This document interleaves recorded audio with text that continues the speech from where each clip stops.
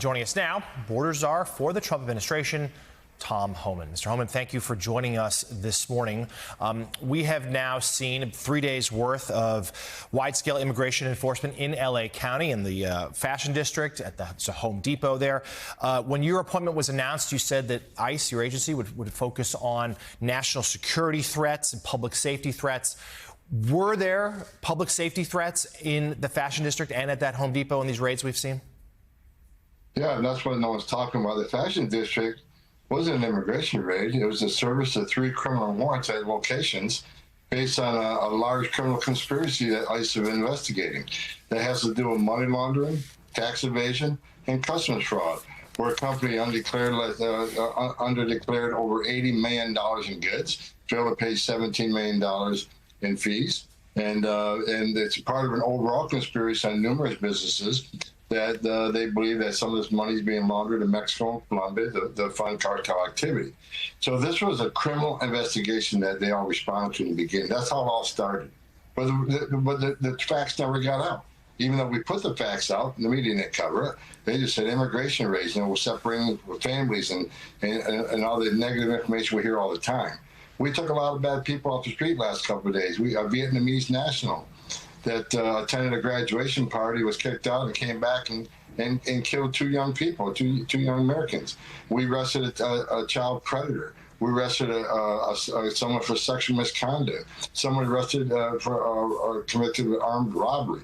We arrested numerous gang members. What ICE did the last couple of days is make Los Angeles safer by taking public safety threats off the street.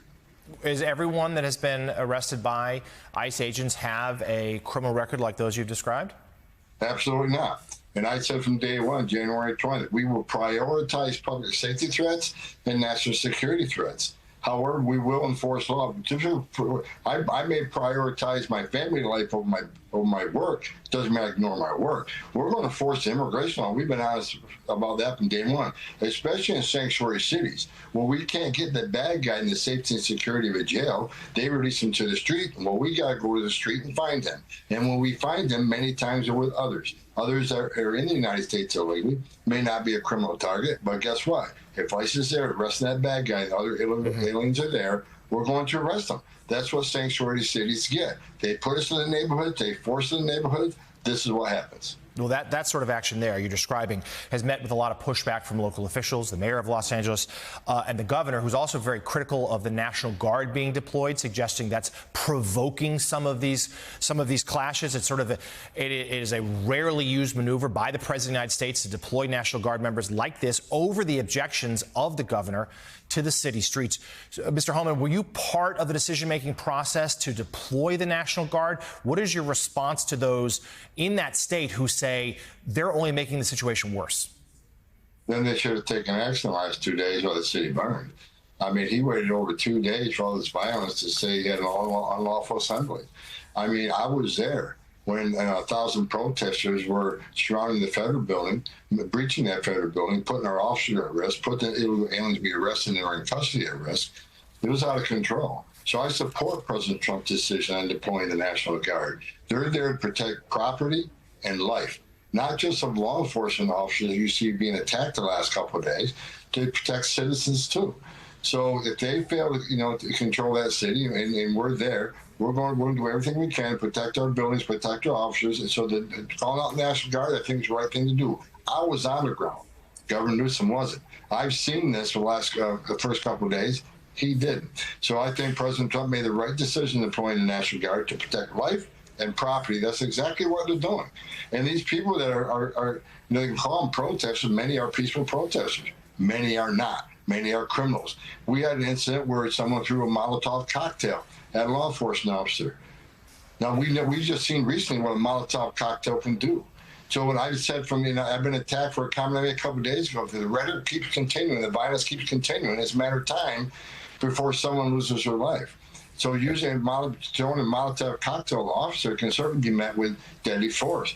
The rhetoric has to stop. People have to stop calling ICE terrorists and criminals and racists, because you're there enforcing the laws enacted by Congress, signed by a president.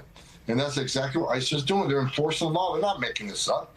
They're trying to make everyone safer one illegal criminal at a time. We should say officials there, Governor Mayor, also the commissioner of the LAPD, says that the vast majority of protesters there have been peaceful. Mr. Holman, I want to talk about a new tactic here from ICE in recent weeks, it seems. Some arrests made at immigration courts, also at schools across the country. We've seen Michigan, Massachusetts, a couple in New York City. Are those students, many of the, teenagers for the most, are they public safety threats? Why are they now being targeted at places where used to be children were felt safe? What do you say to parents who now say they're afraid to send their kids to school? Well, it's ridiculous against a false narrative being pushed by the media. ICE, Secretary Noem ended the sensitive location policy that ICE had. Only federal law enforcement agency that had such a policy. That law enforcement couldn't enter a college campus, couldn't enter a medical facility to arrest a public safety threat. And you can't point at one instance where ICE has raided a school. And I see the stories, raided an elementary school, never happened. Raided churches, doesn't happen. Raided a hospital, doesn't happen. However, I'll say this. We did away with that policy because there's no sanctuary in this country for a significant public safety threat or national security threat. There's no sanctuary.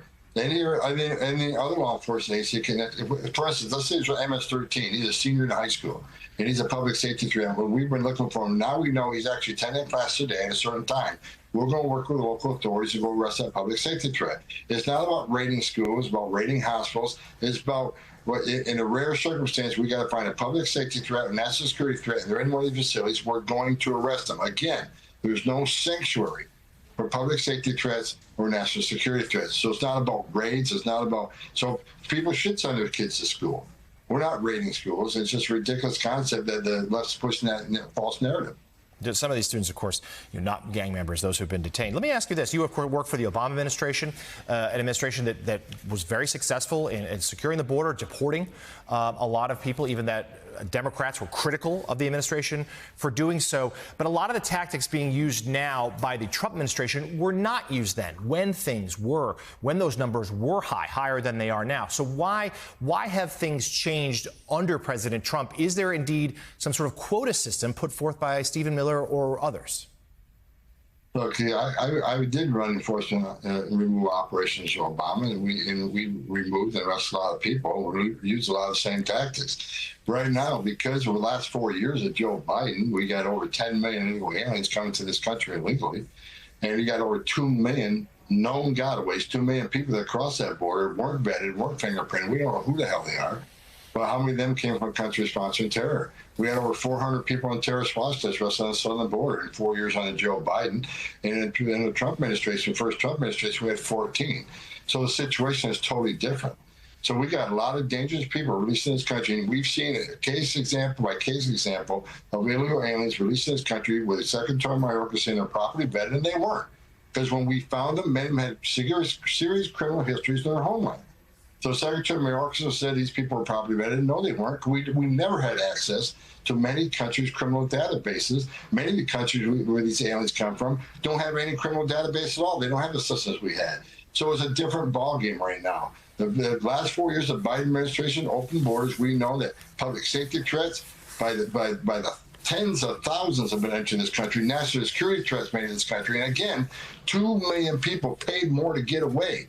They didn't pay less to an alien smuggler organization to get a free airline ticket to the city of their choice, a free hotel room, 3 meals a day, free medical care, and work authorization. 2 million people paid more not to get vetted, not to get fingerprinted. So it's a different ballgame. So we're taking this seriously, and ICE is not making this up. Everything we're doing, we're using laws established by Congress, enacted by Congress, and signed by the president. Even the Alien Enemies Act that a lot of people attacking, Congress passed that act. That's an act that's codified, and we're using every tool available to identify and remove as many public safety threats and national security threats as we can.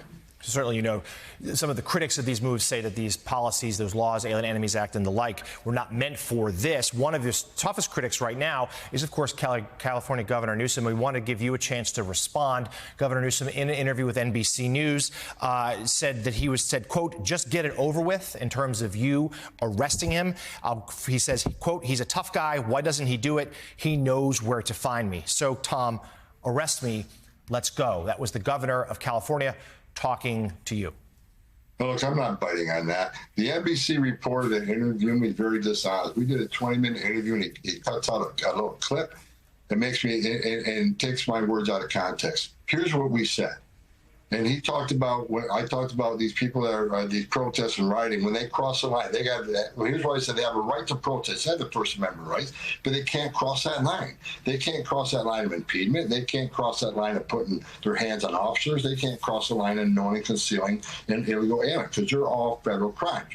They're in statute, and they will be prosecuted. When he asked the questions that include Mayor Bassett, Governor Newsom, I was clear: they haven't crossed the line, but they're not above the law either. If they commit a crime, they certainly will ask for prosecution. That's what was happening. I never threatened to arrest Governor Newsom, so I'm not biting off on that. It's just that reporter's dishonest, and let him play the whole 20-minute interview, and you'll see a whole different discussion that we had.